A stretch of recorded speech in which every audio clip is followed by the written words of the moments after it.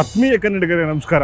ಮಧ್ಯಪ್ರಾಚ್ಯ ಯುದ್ಧ ಇಡೀ ವಿಶ್ವಕ್ಕೆ ಎಷ್ಟು ಪೆಟ್ಟು ಕೊಡ್ತಿದೆ, ಅದರಲ್ಲೂ ನಮ್ಮ ಭಾರತ ದೇಶಕ್ಕೆ ಮತ್ತು ಕರ್ನಾಟಕಕ್ಕೆ, ಅದರಲ್ಲೂ ಮಧ್ಯಮ ವರ್ಗದವರಿಗೆ, ನಮ್ಮಂಥ ಚಿಕ್ಕ ಪುಟ್ಟ ಜನರಿಗೆ ಎಷ್ಟು ಕಷ್ಟ ಕೊಡ್ತಿದೆ ಅನ್ನೋದು ಈಗ ಸ್ಪಷ್ಟವಾಗಿ ಗೊತ್ತಾಗ್ತಾ ಇದೆ. ಆಟೋ ಸ್ಟ್ಯಾಂಡ್ ಈಗ ರೋಡಲ್ಲೇ ಸ್ಟ್ಯಾಂಡ್ ಆಗಿದೆ, ಬಂಕ್ಗಳಲ್ಲಿ ಈಗ ಆಟೋ ಸ್ಟ್ಯಾಂಡ್ ಆಗಿದೆ. ಅವರಿಗೆ ಮುಂದೆ ಹೋಗೋದಕ್ಕೆ ಇಂಧನದ ವ್ಯವಸ್ಥೆ ಆಗ್ತಾ ಇಲ್ಲ. ಗ್ಯಾಸ್ ಟ್ರಬಲ್ ಶುರುವಾಗಿದೆ. ಅದು ಯಾವ ರೀತಿ ಅನ್ನೋದನ್ನು ನಾನು ನಿಮಗೆ ಲೈವ್ ಆಗಿ ತೋರಿಸ್ತೀನಿ ಆತ್ಮೀಯ ಕನ್ನಡಿಗರೇ. ನೋಡಿ,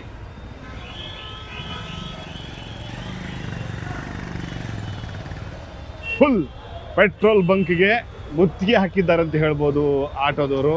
ಸರಿ, ಸುಮಾರು ಒಂದು ಬೆಳಗ್ಗೆ 7ರಿಂದ ಇಲ್ಲಿ ತನಕ ಈಗ 11:15 ಹತ್ತಿರ ಆಗಿದೆ.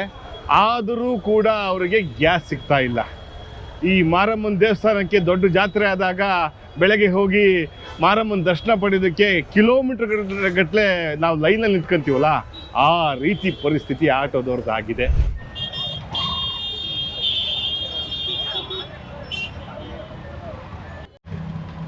ಎಷ್ಟೊತ್ತಿಂದ ಕ್ಯೂ ನಿಂತಿರೋದು? 1 ಅವರಿಂದ ನಿಂತಿದ್ದೀನಿ ಸರ್. 1 ಅವರಿಂದ ಇನ್ನ ಆಯ್ತು ಸರ್. ಈಗ ಒಂದು 300 ಗಾಡಿ ಹೋಯ್ತು ಸರ್, ಗ್ಯಾಸ್ ಇಲ್ಲದೆ ವಾಪಸ್ಸು. ನಿಮಗೆ ಸರ್ ಇದು 1 ತಿಂಗಳಿಂದ ಆಗ್ತಿದೆ ಸರ್. ಎಲ್ಲೋದ್ರೂ ರೇಟ್ ಜಾಸ್ತಿ ಮಾಡ್ತಾರೆ. ಪರಿಸ್ಥಿತಿ ಹೆಂಗೈತೆ ಅಂತಲೇ ಗೊತ್ತಿಲ್ಲ ಆಟೋ ಡ್ರೈವರ್ಗೆ. ಇವಾಗ ಬೇರೆ ಕಡೆ ನೋಡಿದ್ರೆ 90 ರೂಪಾಯಿ 95 ರೂಪಾಯಿ, ಈಗ ಇನ್ನೂ 10 ರೂಪಾಯಿ ಜಾಸ್ತಿ ಮಾಡ್ತಾರಂತೆ. 105 ರೂಪಾಯಿ 110 ರೂಪಾಯಿ ಮಾಡ್ತಾರಂತೆ. ಏನು ಮಾಫಿಯಾ ನಡೀತೈತೆ ಅಂತ ಗೊತ್ತಿಲ್ಲ. ನಮ್ಮ ಗೌರ್ಮೆಂಟ್ ಏನು ಮಾಡ್ತಾವ್ರೆ, ನಮ್ಮ ಸರ್ಕಾರ ಏನು ಮಾಡ್ತಾರೆ? ನಮ್ಮ ಕಾಲ ಇದೆ ನಮ್ಮ ಆಟೋ ಡ್ರೈವರ್ಗಳಿಗೆ, ಬೇರೆ ಜೀವನ ಇಲ್ಲ. ಎಷ್ಟೊತ್ತಿಂದ ಕಾಯ್ತಿದ್ದೀರಾ?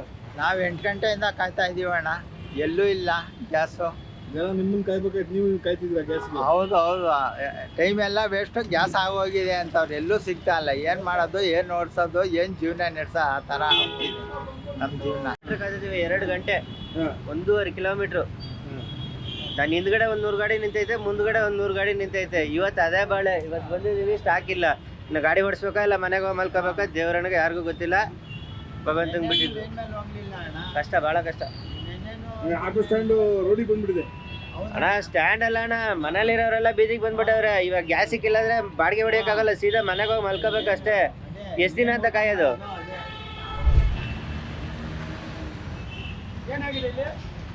ಅಣ್ಣ, ಏನು ನಡೀತಿದೆ ಇಲ್ಲಿ? ಯಾಕೆ ಇಲ್ಲಿ ಬಾಡಿಗೆ ಸಿಕ್ಕಿಲ್ಲ ಇವತ್ತು? ಅಣ್ಣ ಬಾಡಿಗೆ ಇಲ್ಲ, ಗ್ಯಾಸ್ ಇದ್ರೆ ತಾನೇ ಅಣ್ಣ ಬಾಡಿಗೆ ಮಾಡಿ ಹೊಡಿಯೋಕ್ಕೆ. ಗ್ಯಾಸೇ ಇಲ್ಲ ಅಣ್ಣ. ನಮಗೆ ತುಂಬ ತೊಂದರೆ ಆಯ್ತೈತೆ ಒಂದು ವಾರದಿಂದನೂ.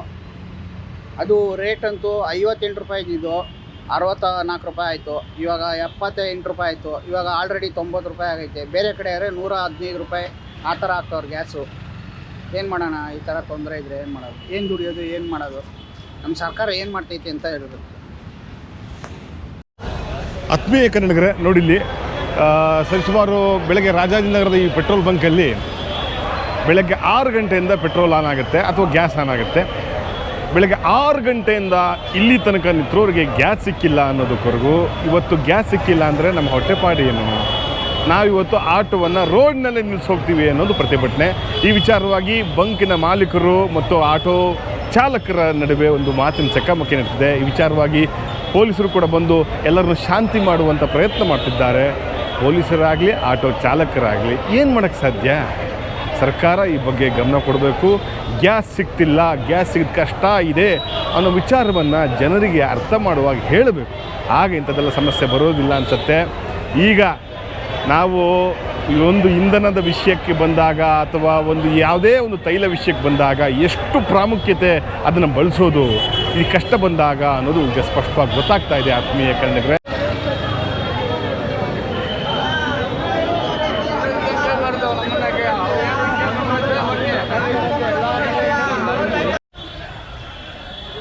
ಏನ ಗಾಡಿ ಓಡೋ ಮಟ್ಟಕ್ಕಿದೆಯಾ? ಅಣ್ಣ ಓಡೋ ಮಟ್ಟದಂತೆ ತಾಳ್ಕೆಟ್ಟೋಗೋದು ಎಲ್ಲಿ ನಿಂತೋಯ್ತದೆ ಅಂತ ಗೊತ್ತಾಯ್ತಲ್ಲ. ಸುಮ್ಮನೆ ಗ್ಯಾಸ್ ಇಲ್ಲ ಸರ್, ಇಲ್ಲಿ ಸಿಗ್ತಾನೆ ಇಲ್ಲ. ಬೆಳಗ್ಗೆ 7 ಗಂಟೆಗೆ ಬಂದು ನಾವು ಲೈನಲ್ಲಿ ನಿಂತಿರೋದು, ಇನ್ನೂ ಏನಿಲ್ಲ ಗ್ಯಾಸ್. ಈಗ ಅಕಸ್ಮಾತ್ ಗ್ಯಾಸ್ ಸಿಕ್ಕಿಲ್ಲ ಅಂದ್ರೆ ಏನ್ ಕಟ್ಟ? ಏನು ಗಾರೆ ಕೆಲ್ಸಕ್ಕೆ ಹೋಗೋದಷ್ಟೇ ನಮ್ಮ ಪರಿಸ್ಥಿತಿ. ಏನು ಮಾಡೋದು? ಗ್ಯಾಸ್ ಇದ್ರೆ ದುಡಿಯೋದು, ಗ್ಯಾಸ್ ಇಲ್ಲ ಅಂದ್ರೆ ಮತ್ತೆ ಇನ್ನೇನು ಮಾಡ್ಬೇಕಾಗುತ್ತೆ? ಈಗ ಸುಮ್ಮನೆ ನಾವು ಸರ್ಕಾರ ಅಂತ ಏನು ಮಾಡಿದ್ರೆ, ಸರ್ಕಾರ ಏನು ಮಾಡಿದ್ರೆ ಇವ್ರು ಖಾಲಿ ಪುಕ್ಕಟ್ಟು ಅವ್ರಿಗೆ ಅಂತ MLAಗಳು ಕರೆಸ್ತಾರೆ. ಇವಾಗ ನಮ್ಗೆ ಫುಲ್ ಈ ಥರ ತ್ರಾಸಾಗೈತಿ. ಹೌದಾ? ಒಬ್ಬರು MLA ಬರ್ತಾನ, ಕರ್ಸಲ್ಲ ಅವ್ರನ್ನ. ಇವ್ರು ಪೊಲೀಸರು ಯಾರು ಕರ್ಸಲ್ಲ. ಇವ್ರು ಏನಂತಾರೆ, ನೀವೇ ಸಹಾಯ ಮಾಡಿದ್ರೆ ಇನ್ಯಾರು ಮಾಡ್ತಾರ ಅಂತ ಹೇಳ್ತಾರೆ. ಟ್ರಾಫಿಕ್ ಕ್ಲಿಯರ್ ಮಾಡ್ತೀವಿ, ಆಂಬುಲೆನ್ಸ್ ಬಿಡ್ತೀವಿ, ಎಲ್ಲ ಬಿಡ್ತೀವಿ. ಆದ್ರೆ ಈಗ ಅವ್ರು ಯಾಕೆ ಬರಲ್ಲ MLAಗಳು? ಚಿಕ್ಕಪುಟ್ಟ ಅದಕ್ಕೆ ಉದ್ಘಾಟನೆ ಅವ್ರು ಸತ್ರು ಇವ್ರು ಸತ್ರು ಅಂತ ಹೋಗ್ತಾರೆ. ಇವಾಗ ಎಲ್ಲ ಆಟೋದವ್ರಿಗೆ ಸಮಸ್ಯೆ ಇದೆ. ಕಡಿಮೆ ಅಂದ್ರೆ 1000 ಆಟೋ ಮೇಲೆ ಇದಾವೆ. 1,000 1,500 ಮೇಲೆ ಆಟೋಗಳು. ಅದು ಇಲ್ಲಿಂದ ಮಲ್ಲೇಶ್ವರವರೆಗೂ ಜಾಮ್ ಆಗಿದೆ. ಒಬ್ಬ MLA ಬರತ್ತಿಲ್ಲ, ಒಬ್ಬ ಮೆಂಬರ್ ಬರತ್ತಿಲ್ಲ, ಯಾರು ಬರಾಕತ್ತಲ್ಲ. ಈ ಪರಿಸ್ಥಿತಿಗೆ ಯಾರು ಬರ್ತಾರ? ಈಗ ನಮ್ಗೀಗ ಗ್ಯಾಸ್ ಇಲ್ಲ ನಮ್ಗೆ. ಈಗ ನಾವು ದುಡಿಯೋದು ಹೆಂಗೆ ಮುಂದೆ? ಇನ್ನು ಮುಂದೆ ನಾವು ಏನು ದುಡಿಬೇಕು? ಪೆಟ್ರೋಲ್ ಹಾಕೊಂಡ್ರೆ ಪೆಟ್ರೋಲಲ್ಲಿ ಓಡಲ್ಲ ಗಾಡಿಗಳು. LPG ಓಡಿಸಿ ಪೆಟ್ರೋಲಲ್ಲಿ ಓಡಲ್ಲ ಗಾಡಿಗಳು. ಇವಾಗ ದುಡಿತಾ ಇರೋದು ಯಾರು? CNG ಗಾಡಿಗಳು ಅಷ್ಟೇ. ಅವ್ರನ್ನ ಬಿಟ್ಟರೆ ಬೇರೆ ಯಾರೂ ಇಲ್ಲ. ಈಗ 2 ವೀಲರ್ ಯಾರು ಪರ್ಮಿಷನ್ ಕೊಟ್ಟಾರ. ಈಗ ನಾವು ದುಡಿತಾರ ಅಂದರೆ ಅವರು ದುಡಿಬಾರ್ದು. ಸಾರಿಗೆ ಇಲಾಖೆ ನಾವು ಮುತ್ತಿಗೆ ಹಾಕಬೇಕು, ಕಂಪ್ಲೀಟಾಗಿ ಅವ್ರನ್ನೂ ಬಂದ್ ಮಾಡಿಸ್ಬೇಕು. ಈ ಸಾರಿಗೆ ಇಲಾಖೆ ಹೇಳ್ತಾರೆ ಅವ್ನಿಗೆ ಮೇ ಬಿ ನನಗೆ ಅನ್ಸಿರೋ ಮಟ್ಟಿಗೆ ಸಾರಿಗೆ ಇಲಾಖೆ ಅವನಿಗೆ ಮಂತ್ಲಿ ಕಮಿಷನ್ ಹೋಗ್ತಾ ಇರ್ಬೋದು. ಓಲಾ, ಊಬರ್, ರ್ಯಾಪಿಡೋ ಇವ್ರ ಕಡೆಯಿಂದ ಕಮಿಷನ್ ಹೋಗ್ತಾ ಇರ್ಬೋದು ಅವನಿಗೆ. ಅದಕ್ಕೆ ಅವನು ಇಲ್ಲಿ ಬರಲ್ಲ, ಯಾವುದಕ್ಕೂ ಮುಂದೆ ಬರಲ್ಲ. ಬಾಯಿ ಎತ್ತಿದ್ರೆ ಅಷ್ಟು ಮಾಡ್ತೀನಿ, ಇಷ್ಟು ಮೀಟ್ರ್ ಜಾಸ್ತಿ ಮಾಡ್ತೀನಿ ಅಂತಾರೆ. ಮೀಟ್ರಲ್ಲಿ ಏನು ಜಾಸ್ತಿ ಮಾಡ್ತಾರೆ? 36 ರೂಪಾಯಿ ಮಾಡಿದ್ದಾರೆ. ಯಾರಿಗೆ ಸಾಲುತ್ತೆ? ಒಂದು ಪ್ಲೇಟ್ ಇಡ್ಲಿ ವಡ ಬರಲ್ಲ ತಿನ್ನೋಣ ಅಂದರೆ, ನಾಷ್ಟ ಮಾಡೋಣ ಅಂದರೆ ಬೆಳಗ್ಗೆ ಅದು 36 ರೂಪಾಯಿಗೆ ಬರಲ್ಲ. ಇವ್ರು ನೋಡಿದರೆ ಹಂಗೆ ಹಿಂಗೆ ಅಂತ ಹೇಳ್ತಾರೆ. ಇಲ್ಲಿ ನಮ್ಮ ಪರಿಸ್ಥಿತಿ ಯಾರಿಗೆ ಹೇಳೋಣ ನಾವು? ಗ್ಯಾಸ್ ಬಂಕಿಗೆ ಮುತ್ತಿಗೆ ಹಾಕ್ತಾ ಇದ್ದಾರೆ ನೋಡಿ. ಇಲ್ಲಿ ಗ್ಯಾಸ್ ಫಿಲ್ ಆಗ್ತಾ ಇತ್ತು ಆ ಜಾಗಕ್ಕೆ. ಇನ್ನು ಗ್ಯಾಸ್ ಬೇಕೇ ಬೇಕು ಅನ್ನೋದು ಆಟೋ ಸಾರಥಿಗಳ ಒಂದು ಕೋರಿಕೆ. ಇವತ್ತು ನಮ್ಗೆ ಗ್ಯಾಸ್ ಸಿಗದಿದ್ದರೆ ನಮ್ಮ ಜೀವನ ಹೇಗೆ? ನಾವೇನು ಮಾಡಬೇಕು ಅನ್ನೋದು ಅವ್ರ ಪ್ರಶ್ನೆ. ಅವರ ಸಹನೆ ಮೀರಿದೆ ಅಂತ ಹೇಳಬಹುದು, ರೊಚ್ಚಿಗಿದ್ದಾರೆ ಅಂತ ಹೇಳಬಹುದು. ಏನು ಮಾಡೋದು ಗೊತ್ತಾಗ್ತಿಲ್ಲ. ಗ್ಯಾಸ್ ಈಗಾಗಲೇ ಖಾಲಿ ಆಗಿದೆ. ಯಾಕಂದ್ರೆ ತಿಳ್ಕೊಂಬಂದೆ ನಾ ಸ್ವಲ್ಪನೂ ಗ್ಯಾಸ್ ಇಲ್ಲ. ಯಾಕೆ ಇಲ್ಲಿ ತನಕ ಏನು ಮಾಡ್ತಿದ್ವಿ? ಗ್ಯಾಸೇ ಸಿಗ್ತಾ ಇಲ್ವ ಅಣ್ಣ ಸರಿಯಾಗಿ.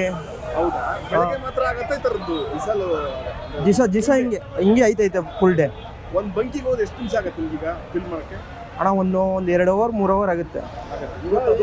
ಗ್ಯಾಸ್ ಇಲ್ಲ ಅಂದ್ಬಿಟ್ಟು ಆಗ್ತಾ ಇದ್ದಾರೆ ನೋಡೋಣ. ಈಗ ಗ್ಯಾಸ್ ಇಲ್ಲ ಅಂದ್ಬಿಟ್ಟು ಈಗ ಆಗ್ತಾ ಇದ್ದಾರೆ ನೋಡಿ.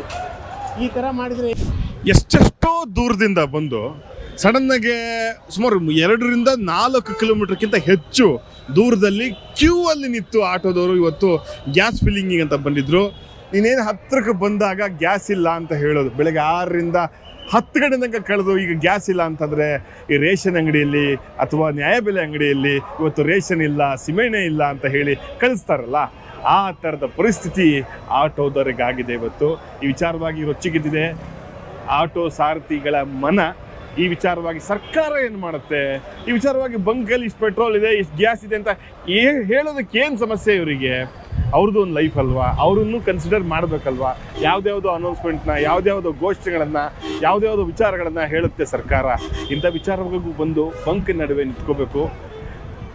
ಹೆಚ್ಚೆಚ್ಚು ರೇಟ್ ಮಾಡ್ತಾ ಇರೋದು, ಆ ರೇಟ್ ಹೆಚ್ಚಾಗೋದಕ್ಕೆ ಸರ್ಕಾರ ಆದೇಶವೇ ಕೊಟ್ಟಿರೋದಿಲ್ಲ, ಆದರೂ ಕೂಡ ಹೆಚ್ಚು ಬೆಲೆ ಮಾಡ್ತಿದೆ ಅಂತ ಹೇಳಿ ಮಾಡ್ತಾ ಇದೆ. ಆಟೋದವರು ಆಟೋ ಬಂಕಲ್ಲೇ ಆಟೋಗಳನ್ನು ಬಿಟ್ಟು ಹೋಗ್ತಿರೋ ಪರಿಸ್ಥಿತಿ ಎದುರಾಗಿದೆ.